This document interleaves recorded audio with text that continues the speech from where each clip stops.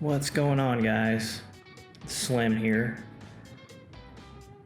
Welcome, EMP family and KD803. As we approach KVK, and not just with KVK, but just war type scenarios, I thought it was important to make a video because you may be feeling, as you're watching people just grow and get so big in power so fast as they're gearing up and putting obviously some money into their accounts, gearing up for KVK. You may be asking yourself kind of, well, as a free-to-play player or a lower, maybe to moderate spender, I'm not on the same plane as some of these guys and grow my power. What's going to be my role in KVK, or what's going to be my role in a war type scenario?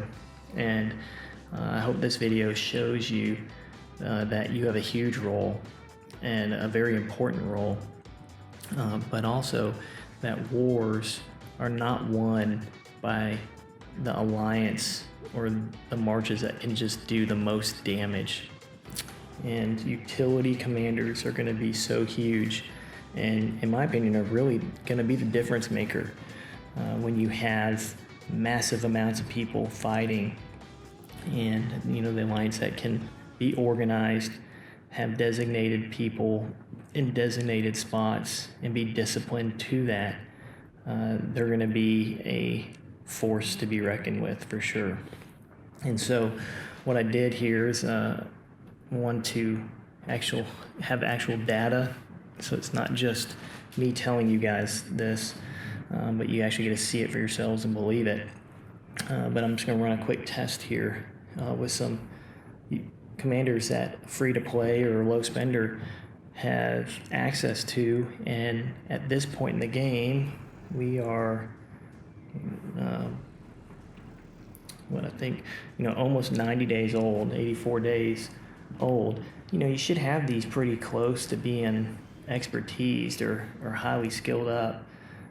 The commanders that I'm going to show you today, Ethelfled, she is accessible, free to play for sure, and very difficult. Don't worry about if you don't have her expertise, because nobody does 90 days in, because the only way we can level her up is through expedition. And so keep in mind, in expedition in the shop, we can get 3 of her heads every single day. So I encourage you to do that. Get those every single day. The only thing I spend my credits on in expedition is on Ethelfled heads, and I'll refresh, you can see here, and gold stars. And so we got a little bit accumulated here. So if you haven't really paid attention to expedition and gone through it, go through it. And because the further along you are, after every reset, the more those credits you receive each and every day. Not to mention the credits that you receive, like here on level 75. Going through this, I'm going to get 2,000 for my first victory, and if I do it cleanly, I'm going to get an extra 300 credits. So you just want to kind of have a nice buffer built up there, but you want to make sure you're at least having 4,500 credits every single day in there to spend on Ethelfled, or just get as many heads as you can, because that's the only place you can get them. But she is a phenomenal commander utility-wise. I use her, I pair her with Joan, so Joan of Arc.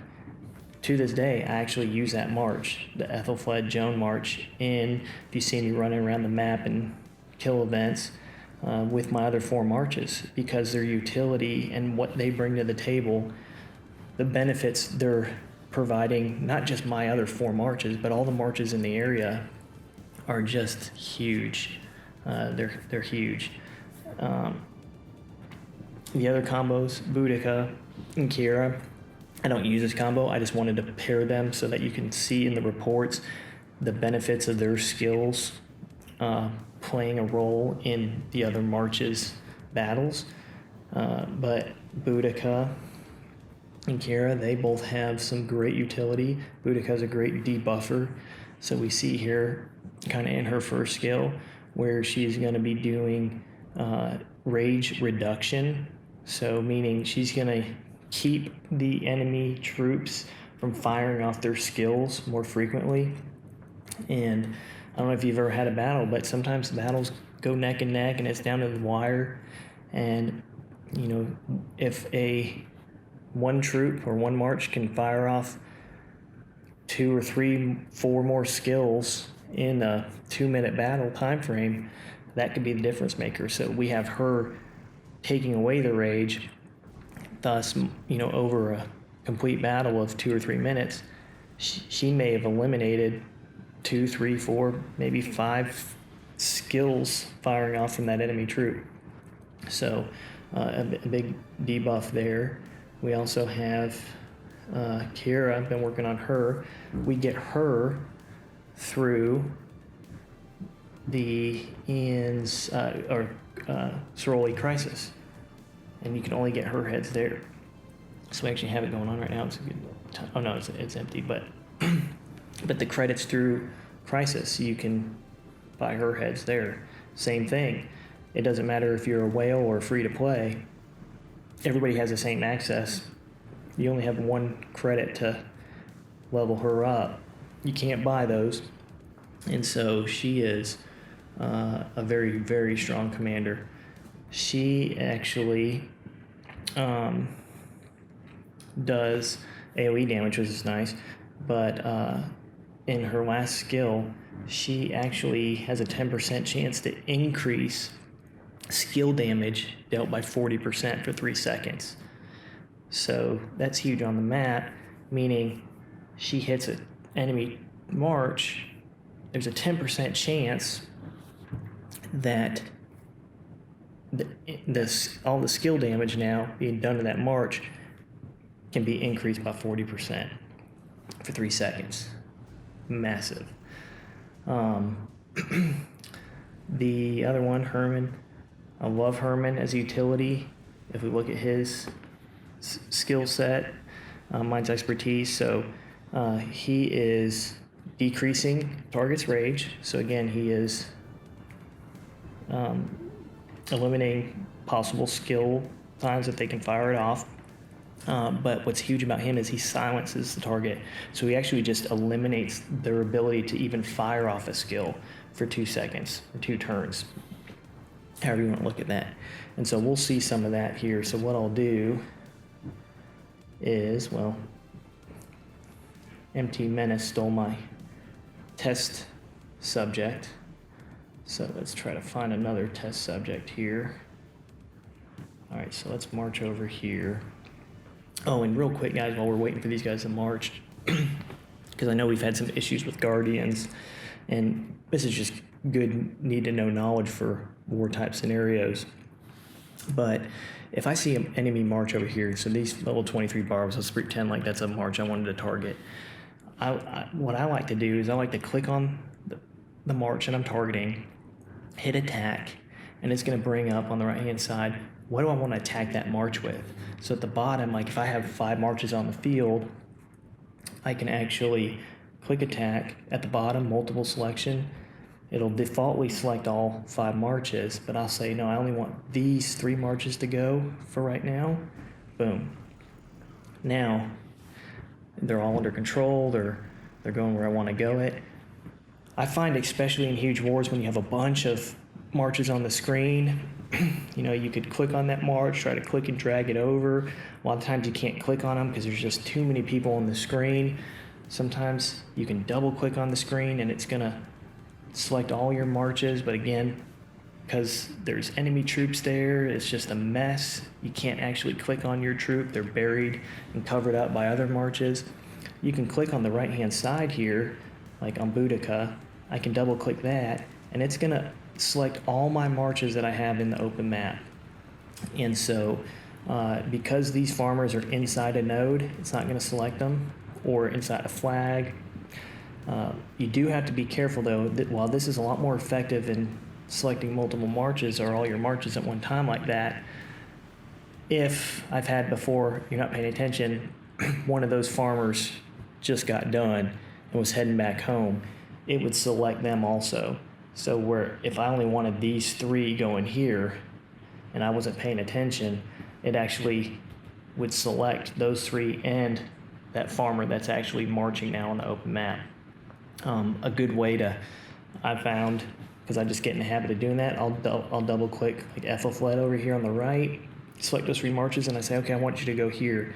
And you see how you got 3 lines of those 3 marches? Well, you'll know that a farmer or something is in there that you don't want, because you'll have this random white triangle line coming from another part of the screen. You'll be like, oh man, I've got another march in here that I don't want. So to cancel that, while you're holding this down, dragging around, you just click on the screen anywhere and it'll cancel that action for you. So just a real quick tip there.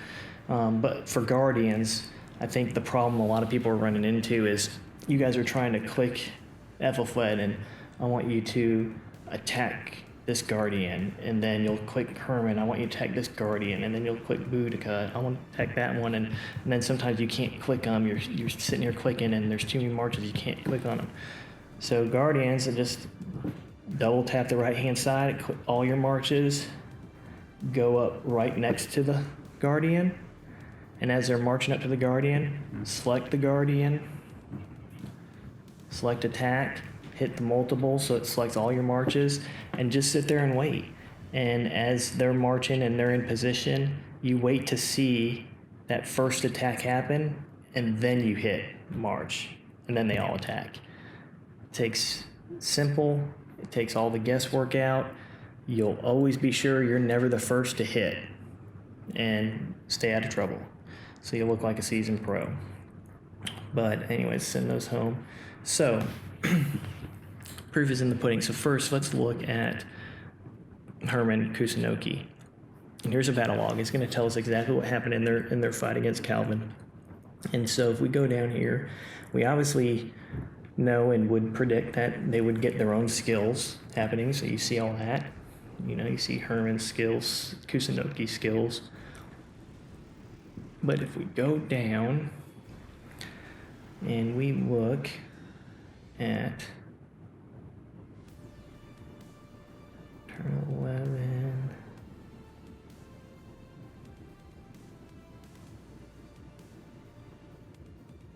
Okay.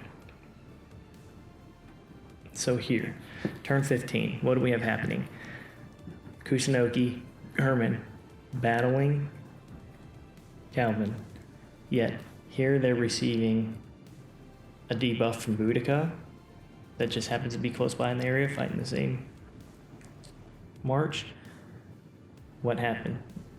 Calvin's attack was decreased by 25% because Boudica was in the area. Calvin's march speed was decreased by 20% because Ethelflaed's in the area. Then his march speed was decreased by 30% because of Ethelflaed being in the area and firing off a skill. So now you have 2 benefits to Herman Kusunoki just from commanders that are in the area fighting in the same area.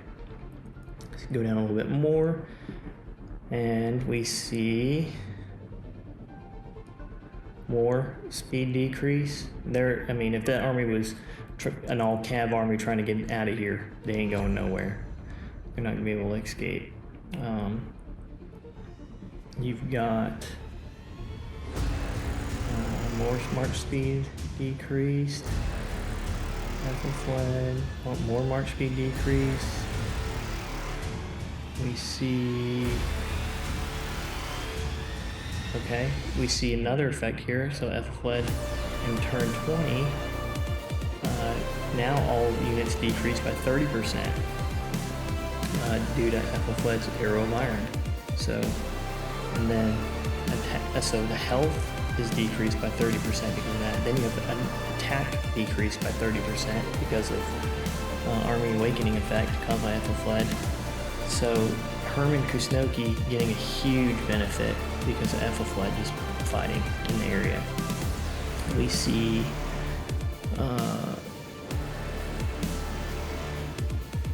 here we go, this is what we're looking for. So now we see all the stuff that Ethelflaed was doing. Now we see what Herman and Kusunoki's full archer march getting an increase of 30% attack because of Joan of Arc's divine revelation. If it was a Richard Charles Martel tanking, we see they would be getting 30% health increase in that all infantry march. That's huge. That keeps them out there for who knows how much longer, tanking, taking the abuse, taking the damage, allowing all those other marches to rain down on whatever's out there. That's huge to be able to help that tanking army. The cav defense, if you have a couple cav marches, which a lot of people do, and they're fighting an area, and Joan fires off divine revelation, your cav march now is getting a 30% increase in defense simply because they're in an area with Joan. We see, this is, in my opinion, one of the biggest things, 50 rage restored because of Joan of Arc's divine revelation. So now you have all these commanders with all these great skills firing more frequently, not only because of the rage generation you have maybe built into their own trees and talent trees, but because Joan's nearby, she's giving him an extra kicker. She's restoring 50 rage here for Herman extra. And that means Herman can do what? Fire off his silencing skill more. He can create that huge single target damage skill more. The same effect would be given to Ethelfled. Look how much Ethelfled is affecting the marches, enemy marches in the area. She's reducing their march speed. She's reducing their attack ability. She's decreasing the damage dealt. So she's generating rage from whatever is built on her talent tree and through her own skill set, but then also getting bonus rage generation just from being in an area similar or close to Joan. That's huge. So I want you guys to know, as free-to-play players, low spenders, moderate spenders, those commanders, while they're not gonna raise any eyebrows or get any oohs and ahs when you're out there fighting, they're definitely kind of the silent assassins, and they have a huge effect in the grand scheme of things. And so the alliances that can enter a war organized and disciplined to the point of their members know where they're going to be the most impactful at. And it's not about just going out there and trying to do as much damage as you can, but rather have certain people, front lines, doing the damage, doing the tanking, have those support roles with those utility commanders, just strengthening and making whatever those frontline armies are good at stronger, adding those buffs and debuffing the enemies that they're fighting. It's going to be, those are the alliances and the wars that are going to make a huge difference. Those alliances are going to be a force to be reckoned with. Those alliances on paper could have far less power, and our kingdom's so awesome. This isn't a very good example, but if we were looking at KVK coming and we're trying to figure out, man, I wonder if this alliance is going to be good or not. You know, I'm not a big believer in looking at this and saying, you know what, APOC is just going to demolish us. I mean, they've got 1.2 billion more power than us right now. I mean, they're just so much stronger. But I can promise you, if an APOC came out, which they wouldn't, great fighters, very intelligent, they help me tremendously, so I know that they know commanders and all that, so that's not what I'm saying here. But just saying, if APOC came out and everybody wanted to use their Minamoto and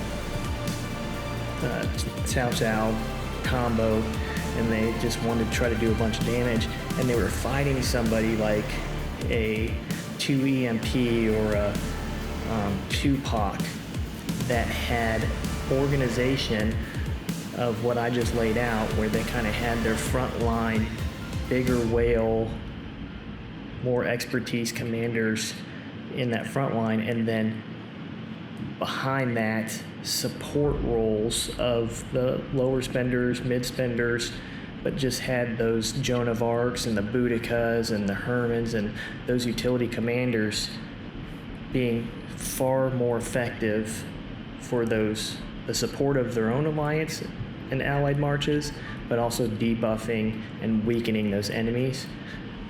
They're going to put up a pretty good fight. So it's not just about the power numbers that we see here, but more in the execution and the discipline of the roles that everybody has. So like I said, even in today, I think I changed my presets, but if you were to look at my presets, it's pretty close. Like for kill event, I mean, my marches, I've got a Ethelfled Joan mixed army march. I've got I change it, but I have a Herman Kusunoki all archer, or sometimes I use Herman and Kira all archer march. So I use them to strengthen my own marches. It's scalable. We can do it on a grander scheme. So hopefully that encourages you a little bit. Don't think that you are getting left behind or you don't have a role to play, or because you can't do as much damage as another player that you're not going to be as effective, because we need everybody. And an alliance with active members that are willing to be less prideful, not have to be in the limelight all the time, and are willing to support and help the alliance the best way they can, and maybe that's through this utility support role. In the end, we all win and lose together. So take that as you will. Hopefully that was helpful. Do some testing on your own, and email Modifies if you have any complaints. He's our complaint guy. See you guys.